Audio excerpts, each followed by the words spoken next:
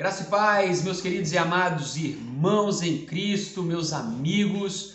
Pastor J em mais um vídeo para abençoar o seu coração, para edificar a sua fé. Hoje quero compartilhar com você rapidamente sobre o tema o servo que Deus usa. E eu imagino que todo servo de Deus quer ser usado por Deus. Porém, quais são as características encontradas em um servo para que Deus de fato possa usá-lo da maneira que lhe agrada? E nós vamos ver através da experiência do profeta Elias, um exemplo clássico, maravilhoso, o qual nos ensina de fato quais são as características que precisam estar, cítricas num servo de Deus, para que ele seja usado por Deus da maneira que Deus agrada. Antes, porém, deixa eu te pedir para você se inscrever no nosso canal, para você dar um like aí, compartilhar esse vídeo, para que mais pessoas sejam abençoadas em nome de Jesus, tá bom? Hoje nós vamos meditar num texto que se encontra em 1 Reis, capítulo 18. Se você quiser ler do versículo 36 ao 39, você já vai estar pegando um pouquinho dessa história, mas leia todo o capítulo 18, e aí sim você vai ficar totalmente inteirado do que aconteceu. A verdade é, irmãos, que a Bíblia é repleta de momentos na história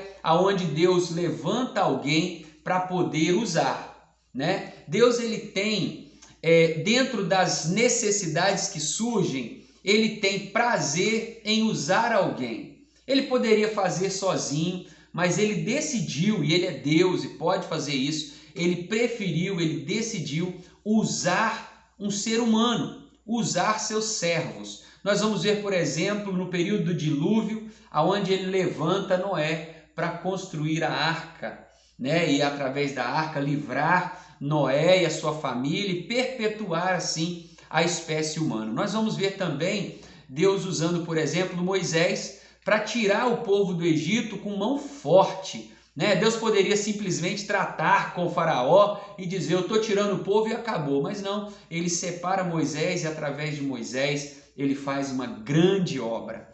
E com Elias não foi diferente. Elias foi usado por Deus dentro de uma necessidade tremenda, que era confrontar a nação de Israel, confrontar o rei de Israel. Elias foi levantado justamente para isso, para confrontar aquela nação que estava pecando, cometendo o pecado da idolatria. Israel chegou em um ponto, em um estágio da sua caminhada com Deus, que eles já não sabiam mais quem era Deus. Se o verdadeiro Deus era de fato o Deus que nós servimos, o Deus de Abraão, o Deus de Isaac, o Deus de Jacó, ou se era Baal, ou se era Azera. Eles estavam tutibiando entre dois pensamentos. Então, Elias é usado por Deus naquele momento e ele confronta o rei Acabe. Acabe que vinha sendo influenciado por Jezabel, a sua esposa. E então ele vai dizer, olha, rei, chegou a hora, tem que acabar com isso. Deus é Deus. E o Senhor está levando toda a nação a pecar. Ele vai e confronta o rei, não só isso, ele desafia o rei. Olha, eu quero esses 450 profetas de Baal e traz também os 400 profetas de Azera. E nós vamos fazer um desafio.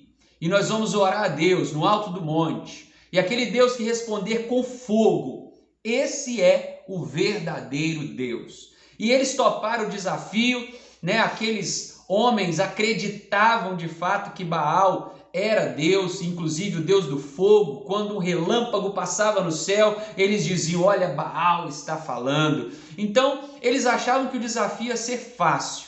Então, durante todo o dia, eles se cortaram, eles fizeram, holocaustos e fizeram orações, mas Baal não respondeu, porque só existe um Deus e nós sabemos que ele é o Deus de Abraão, Isaac e Jacó. Ele é o nosso Deus, o Rei dos Reis, o Senhor dos Senhores. Baal não respondeu. Elias então zomba deles, fala, fala mais alto, talvez não está escutando. Mas o fato é que ele reparou o altar e preparou o holocausto, fez uma valeta em volta daquele altar, você deve conhecer a história. E ele faz uma oração simples, que não durou nem um minuto, porque não é por muito falar, mas é pela sinceridade do coração. E quando ele faz aquela oração, Deus responde com fogo. E a consequência daquilo foi que naquele momento toda a nação de Israel entendeu de uma vez por todas que só o Senhor era Deus. E você vai ver isso no versículo 39, eles gritando: só o Senhor é Deus, só o Senhor é Deus, só o Senhor é Deus. Elias foi usado por Deus naquele momento para poder converter o coração de uma nação inteira ao Senhor, para fazer com que aquela nação fosse despertada espiritualmente e entendesse que estavam pecando contra Deus. E é isso que Deus quer fazer na minha vida e na sua vida também, através da minha vida e da sua vida também. Deus quer nos usar para mudar a realidade espiritual, de onde quer que nós estivermos. Seja da nossa casa, da nossa família, dos nossos amigos, nós que amamos a Jesus e temos o dom da salvação através do seu sacrifício na cruz mediante a fé, através desse selo do Espírito Santo, aquilo que Deus fez de bom na nossa vida, nós queremos que aconteça também na vida daqueles que nós amamos. Porém, nós precisamos ser canais de bênção nas mãos do Senhor. E como é que eu serei um servo que Deus usa para fazer a diferença? Nós vamos aprender isso através de alguns princípios que nós observamos na vida de Elias. Elias confiava em Deus. Esse é o primeiro ponto. Elias tinha certeza e a convicção de que ele não estava sozinho. Logo, Elias mais Deus era a maioria. Ainda que ele estivesse diante de 850 profetas, ainda que ele estivesse diante de um rei, sabe, que tinha ódio dele, ainda que ele estivesse diante de uma nação inteira que estava observando, esperando ele errar para poder pegar ele, ele sabia que ele com Deus era maioria. Deixa eu te dizer, você e Deus são maioria. Por isso, em nome de Jesus, confie em Deus de todo o seu coração, porque Deus não tem dificuldade de usar aquele que deposita a sua confiança nele. Maior é o Senhor que está em nós do que aquele que está no mundo, diz a palavra de Deus. Amém? O segundo ponto, queridos, é que Elias preferiu olhar para algo positivo e não para o negativo. As circunstâncias diziam o contrário, mas ele olhou e viu diante daquela circunstância uma oportunidade. Deus não suporta pessoas pessimistas. Deus não suporta murmuradores, pessoas que vivem reclamando, que têm medo de tudo. Não, pessoas que confiam em Deus exercem essa confiança evidenciando isso através do seu olhar. Ele sempre vê nas adversidades uma possibilidade de crescimento, de vitória. Ao invés dele pensar, nossa, mas e se eu for derrotado, como que vai ser? Não, ele pensou, eu vou vencer e imagina o que vai ser depois dessa vitória. Esse povo todo vai se converter ao Senhor e o nome dele será glorificado. Nós vamos ver um exemplo clássico disso, os 12 espias, irmãos.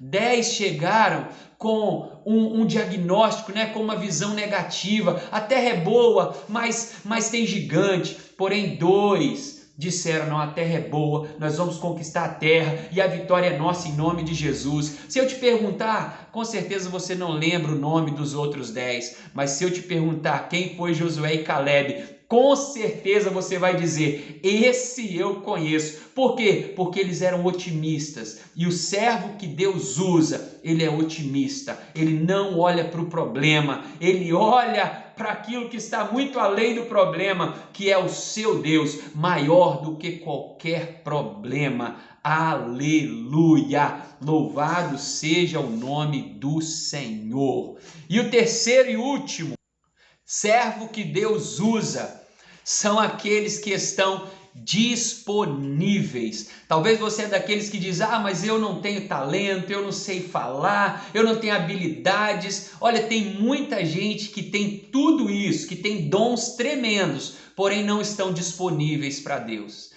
Deus não usa os capacitados, Deus capacita os escolhidos, ou melhor ainda, Deus usa quem está disponível. Por isso, tudo aquilo que vier à sua mão, ainda que seja pequeno, faça com o melhor das suas forças, porque aquele que é fiel no pouco, sobre o muito, o Senhor o colocará. Deus sempre usa pessoas disponíveis.